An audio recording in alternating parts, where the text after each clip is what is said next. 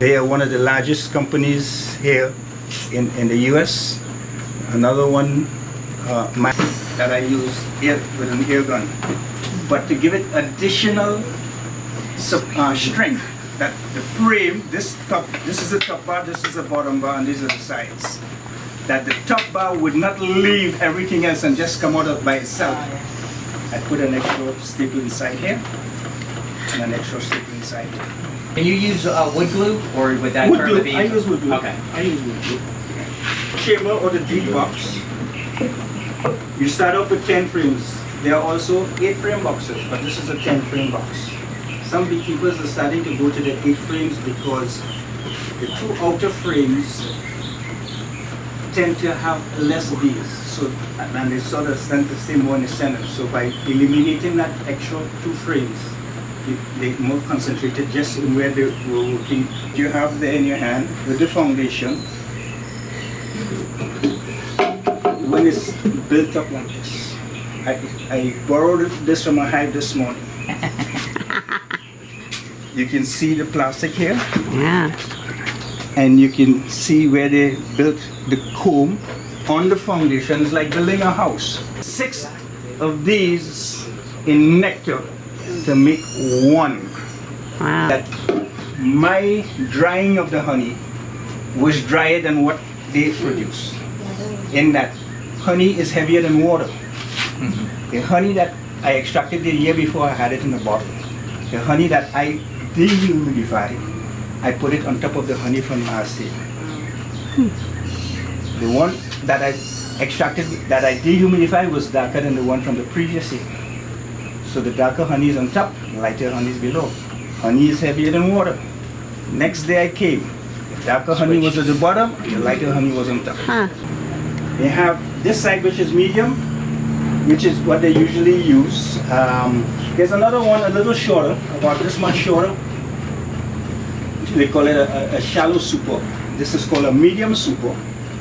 And then there's another beekeeper that uses another size, this size. This is bigger than this one, than this box. So when you put it inside the hive, you see what at the bottom here? So this is a different size. So when you're doing beekeeping, when you're buying equipment from people, if they don't have the size that you want, or you know how you can swap over to regular sizes, you don't want to have 3 sizes in the operation. At least 2 sizes. The deep and what it is. Give them a little boost, a little help. This is called a Boardman feeder. It's in the hive. You put it in the hive, so instead of getting 10 frames, you start off with 10 frames. Instead of leaving 10 frames, you take one out and you put it inside here. People use sugar water. I don't. Because if the bees don't use it within a week, it turns sour. So I put dry sugar and I may dampen it with the same bee healthy stuff I spoke about. I mix that with water and I just dampen it, not to be in liquid form, but a little damp. Does the color of the box matter? I see you have it painted green. The box, good question. Stick to light colors because the sun here in Florida does a number on the hives. You have to cut this wax off to expose all the cells for the honey to extract. But when you expose the wires here and you put it inside the extractor and it starts to go around like this in the extractor, the centrifugal force sends the honey out. The honey flies out on the inside of the drum, goes down to the bottom, and you strain the honey out there and you put it in buckets if it's a small operation, or you transfer it or pump it into drums. The portion there, this is an inner cover. All bees wouldn't be able to come through. We have one on the hive outside there. The bees wouldn't come through, but the hot air will escape. They have to keep the hive cool. We call it a ventilation. If some people use the bee escape here when they're going to extract honey, they will put the bee escape. The bees can only go through that bee escape in one direction. So the bees, if you have put it in the correct way, you want the bees to go down because the honey is up here. put it on there, and you put the box back on top. When you come tomorrow, this box is clean of bees because the bees went down. They want to get out. They went down. They couldn't come back up. In on screened top covers there, so screened so it lets the heat anticipate. So where you have a solid board there, it would be, there you go. You can use it, but this is not a screen as you're talking for. This is not a screen for ventilation. This is an excluder. They only exclude the queen from coming up, but all the other bees, except the drones, all the workers can go through, pass through this. So not to say that I didn't block the entrance of the hive. The only time I will block the entrance of the hive is when I'm moving them from here to another site. And the commercial beekeepers don't even do that. They just come with their forklift, pick up the entire pallet, put it on the truck. Hey, we're going. Are you coming or not? And off they go. This, normally when you have a hive, you would have this, the inner cover, and the top cover. They call this a telescoping cover because it telescopes over the rest of the boxes. This excluder comes in when you're putting on now. You're going to leave this for them to build themselves up and they get strong. So they fill all the frames up and they're healthy, they're looking good, and they're running out of space. You don't want to give them more work than they really need. Well, and you're going to put more boxes on. You put this on. This prevents, this is called a queen excluder. It prevents the queen from coming up to lay eggs up in here. All you want now, the boxes going on top of here, all you want is honey now. So you put the queen excluder on and she would only be confined to these two boxes here, and the rest of the workers will come up and build and make the honey like I showed you with the other frame. If she can handle whatever they can handle. A very, very strong hive, she may lay the 2,000 eggs per day because they can handle that. Yeah. And her lifespan, 3 to 4 years, but she, it depends on the operation because 3 to 4 years, if it's on the down season, nothing is flowering, she will be laying less. You have to remember, the first week to 2 weeks, she mates in flight. She goes out, and after meeting, on average about 17 different drones, within the first week to 2 weeks, that's it for her lifetime. She's not coming out to mate again, that's it. So how much sperm she can store in a spermatator will determine her lifespan in the method that you're using in terms of moving your bees around. Because if you're going after this floral over here is, let's say, the Brazilian peppers, then you move them over to the orange blossom, then you move them to palmetto, then to the mangrove. She is laying constantly. So the faster she burns up all that sperm from the spermatator and has nothing more, she starts to become a failing queen. The workers will detect that and they will start to prepare to make a new queen. And they make a new queen by, she lay fertile size of the cell that she lays the egg into. The bigger cells are usually drone cells. Then there's a larger cell which is a queen cell. We'll get to that shortly. But she goes into the cell in reverse and lay an egg and come out. One egg. If you look down inside a cell and you see 3 and 4 cells, 3 and 4 eggs, that's an indication that the hive is queenless. The workers started laying eggs, and because they never went out to mate in flight, all those eggs are drone cells. They are male bees. So is the hive doomed for failure? So you can take take that weak hive and put a sheet of newspaper on top of another hive and just take the hive and rest it on top of this hive. And by the time they eat through the newspaper and they start intermingling, mixing with one another, they get used to smelling one another, they would not kill one another. As he's finishing there. Okay. This is a queen cell.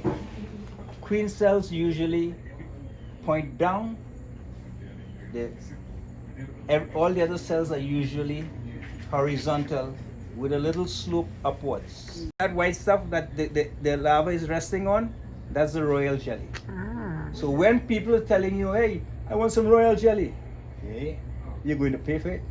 Yeah. Because when they're selling you honey, and remember I said it's just about 12, under normal conditions, it's just about 12 of these cells you will find in a hive when they're preparing. There are beekeepers who specialize in breeding queens. And to get a royal jelly, then you're not going to get, you're interfering, you're taking out the larva to get to the royal jelly, and you got to go with a little scoop now.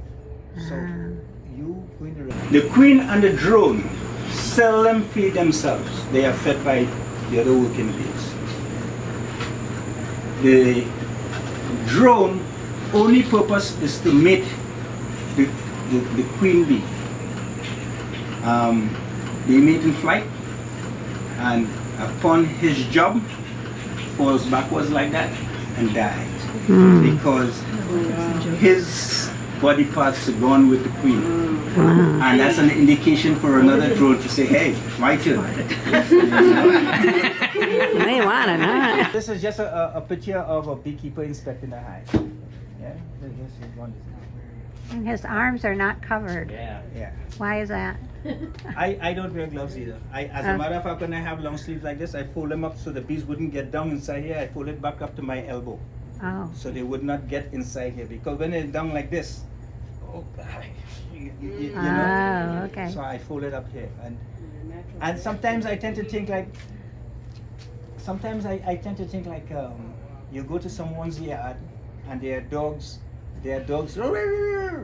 No, I am not afraid of the dog. I go to the dog. I do the same thing with the bees because I think they detect some type of fear. Yeah. You know.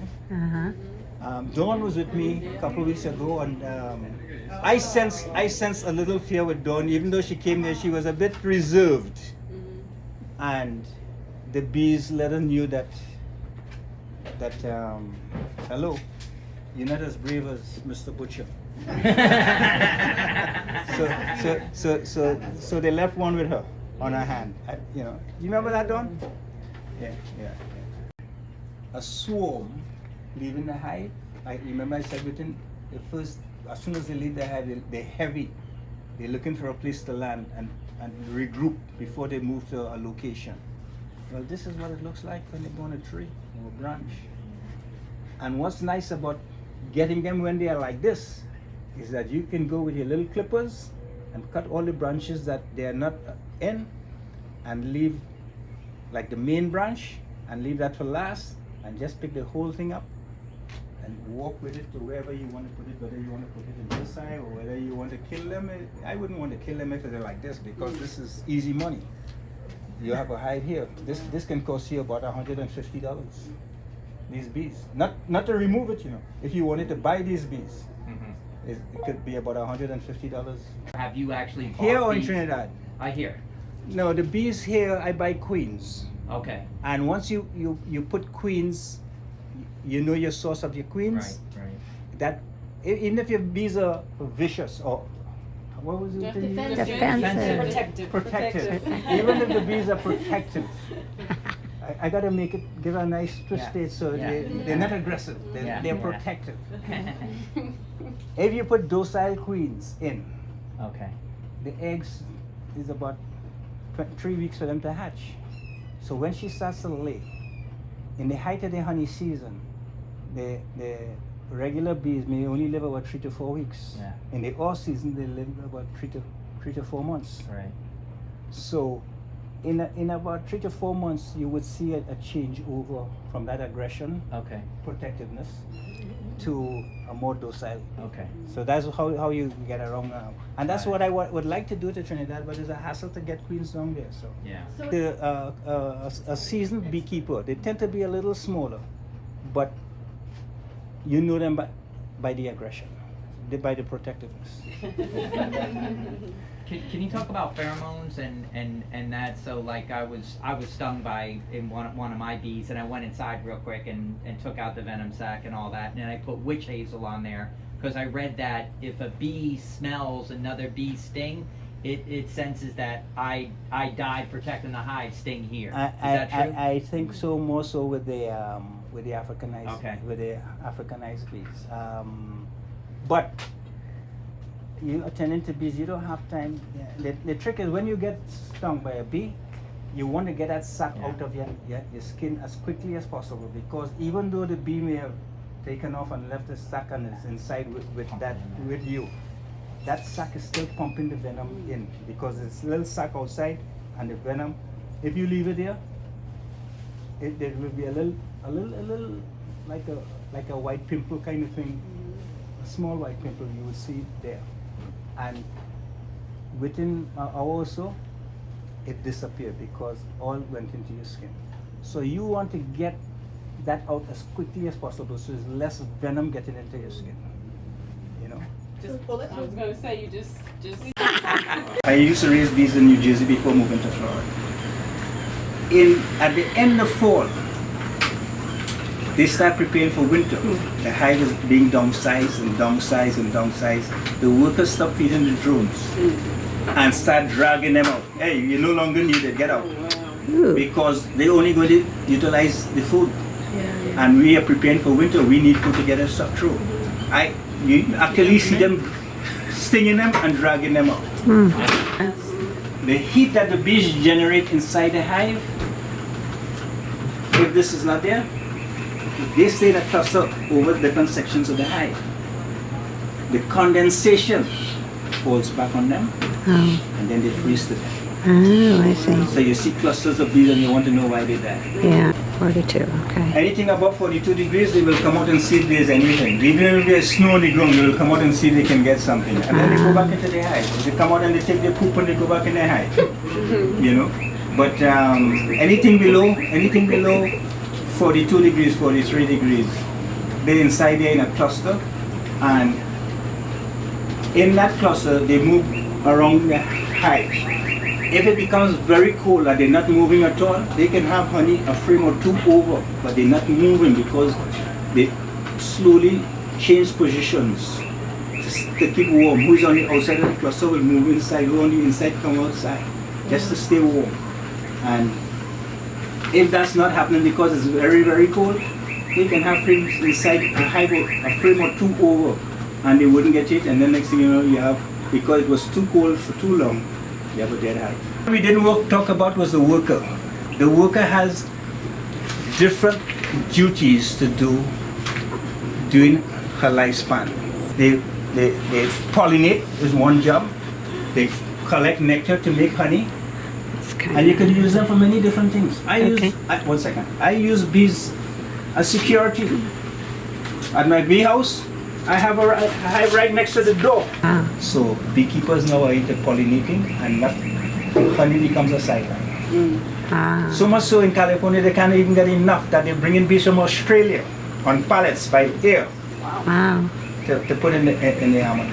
You just go and put it in the cells, but he's exchanging it with a younger bee because this bee cannot. The young bees don't forage as soon as they're born. That's the last step before they die. They become nurse bees, worker bees inside the hive, guard bees, and the last cycle is foragers. So here it is that this forager is exchanging honey with the one with the tongue sticking out. That's the one that's receiving. The one with the tongue sticking out is the one that's receiving nectar from the forager. Here we have The queen. the queen and other worker bees around. Those are attendants. Remember I said the only time I actually see a queen feeding herself is as soon as she hatches. As she comes out of the cell, straight to the nectar, and she feeds herself. Other than that, always attendants around her. Royalty, you know. 2 weeks, they can fill this up, depending on what's happening and how strong the hive is. And the 2 pairs of wings in flight is, I don't know if you want to say mechanically, but it's done in such a way that it hooks and gives them that flight, more flying. I tend to think like military airplanes, you know, how the wings can go forward and, you know. And when it's not in use, it detaches and back on your body, sort of resting in rest. What happens that is you put a trap, you put another box between here, between right there, that the bees are going to go into. And when they go in, they are forced to pass through mesh cloth. I think it's 1 inch or quarter inch, I can't remember. Just enough for the bees to go through. And in going through, it knocks it off of their leg because they kind of got to squeeze to get through. It knocks it off of their legs and it's collected in a drawer in the same little gadget I told you put there. And then you just pull out your drawer, put it in your container and you put back in the drawer. But you don't want to do that for more than 24 to 48 hours on any one hive because that's their food. Yeah. It's their food. You know, pollen. Core. Oh, okay. Simple. Yeah. Plenty of that. Oops, I would light a little bit, put it into the smoker, and then put some more on top and keep puffing. And I would also add wood to it. Even the Florida oak bark, it makes good fuel and it lasts longer. Yep, nothing is coming from it. But with the wood, it's like, I don't know if you're familiar with charcoal pits from the mines down there. They sell coals. And you have to know your supplier because if you make coals with hardwood, you get a nice flame, you get a longer flame, it lasts longer than if you make coals from soft wood. I want to make sure that I have those frames with the foundation in it, inside it, because if I have the boxes alone and it's just a big empty space, if a hive should swarm inside there, it's a total mess. Honeycomb all over, honey flowing, stuff like that. So by having the 10 frames inside here, if they decide to use the box, because hey, it's like a homeless person finding a home, a house, ain't nobody living in there. They don't care the roof's leaking. That's They right. don't care if it's leaking, and they walk right in.